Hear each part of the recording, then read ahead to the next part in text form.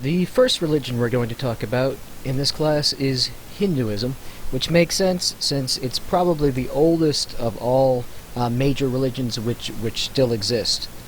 However, it's only been called Hinduism for a few hundred years. For most of history, it didn't have an actual label.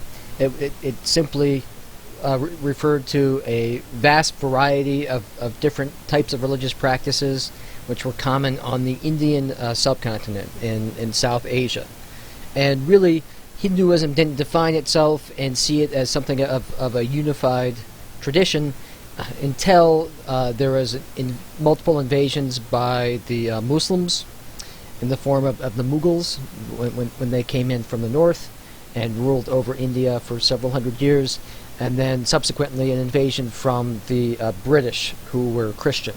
And so effectively, the Indians defined themselves against the newcomers, and felt a need to declare their identity, to draw a distinction between what they believed and what the Christians and Muslims believed.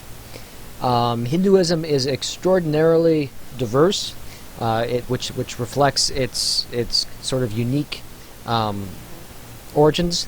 It doesn't have any one specific founder, in contrast to religions like Buddhism and Islam and Christianity, which we'll talk about later in the class.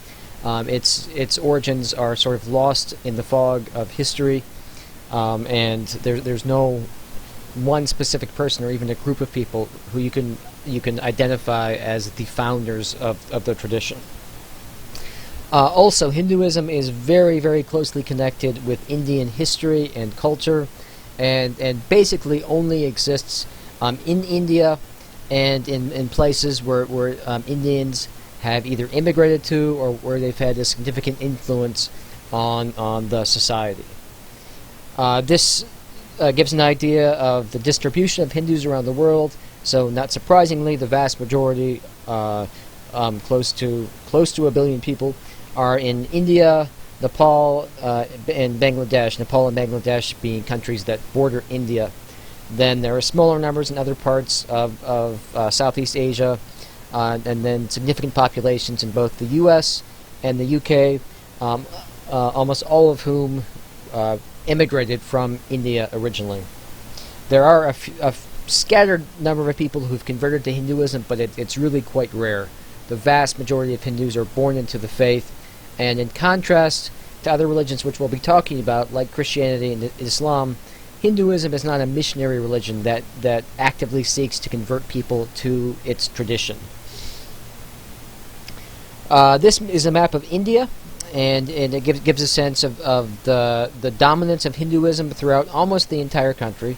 As you can see from the map, in parts of the far north and the east and one tiny part in the south, some other groups, Christians and Buddhists and Sikhs and Muslims are the dominant group, but in the vast majority of India, Hinduism is the main religion, and over 80% of Indians are in fact Hindus.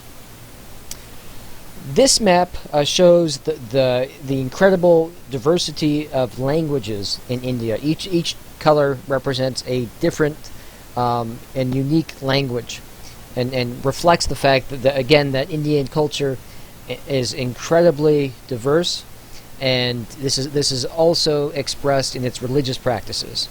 And so to some degree, the whole idea of Hinduism is somewhat artificial, because you have all these different traditions which have been combined into one overarching concept of Hinduism, and they do share many things in common, so there is a lot of overlap. But within that unity, there's also a great deal of diversity, as again reflected in the vast variety of languages you find throughout the Indian subcontinent. One interesting fact is that oftentimes when Indians from the north travel to the south, they speak English with each other, because otherwise they don't have a language in common. And English is spoken by many, many Indians, especially educated Indians, because India was ruled over by the British for approximately 150 years and still maintains a fairly close connection with England.